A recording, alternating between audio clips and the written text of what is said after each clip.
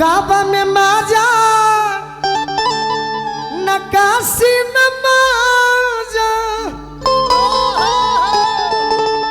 अरे नहीं मजा खैरूला में तो काहे जलेबी के तरह से लुगो रखी बड़ा मजा रसगुल्ला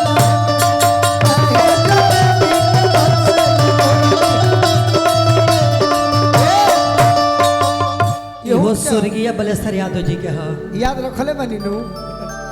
अरे बलिया जाइबा कि छापरा जाइबा अरे की जाइबा खैरुल्ला में ना हाँ ई ना यह अच्छा सही बात हुई। आ काहे जलेबी से तरसो पपर बड़ा मजा रसगुल्ला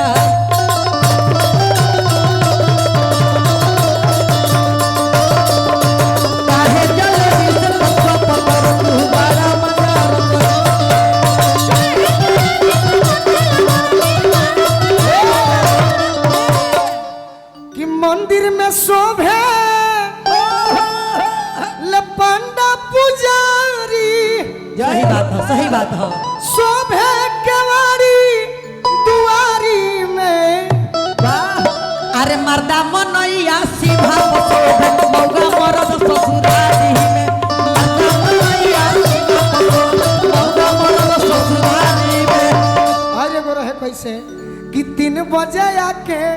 जो गई हो ये मोटको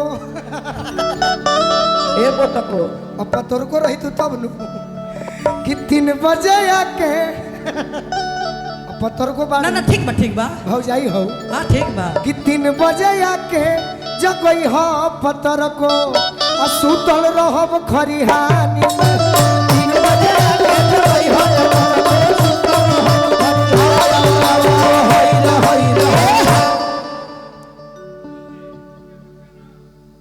का पक्का क्या बात है